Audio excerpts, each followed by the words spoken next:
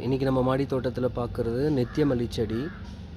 இதுவும் ஆக்சுவலாக தொட்டி உடஞ்சதுனால கவர் மாற்றி வச்சுருக்கேன், சுற்றி வச்சுருக்கேன். இதை பார்த்தீங்கன்னா நித்தியமல்லி செடி ஒன்ஸ் பிடிச்சிக்கிச்சு அப்படின்னா நல்லாவே வளர ஆரம்பிக்கும்.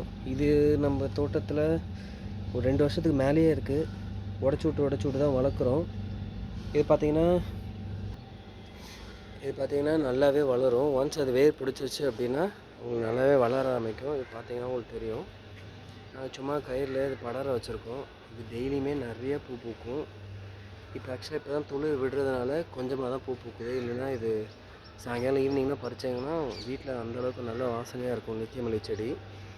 இது கீழே மண்ணில் தரையில் வச்சிங்கன்னா கூட இன்னும் நல்லாவே பூ பூக்கும். உங்களுக்கு டிஃப்ரென்ஸ் தெரியும். இப்போ தொட்டியில் இருக்கிறதுனால தொட்டியில் இருக்கும்போதே நல்லாவே வளருது. பட் கீழே வச்சிங்கன்னா இன்னும் நல்லா வளரும். அதேமாதிரி உரம்னு கொடுத்திங்கன்னா இதுக்கு நாங்கள் உரம் எதுவுமே ஃபீட் பண்ணல. மண் கலவையிலேயே அந்த வேஸ்ட்டெல்லாம் நாங்கள் ஆட் பண்ணது தான். இது நல்லாவே என்ன சொல்கிறது டிஃப்ரென்ஸ் தெரியுது. லைக் உரம் கொடுக்காத போதே நல்லா வரும். பட் உரம்லாம் ஊற்றுனீங்கன்னா சூப்பராகவே நல்லா இன்னும் பூ வைக்கும். Thank you friends.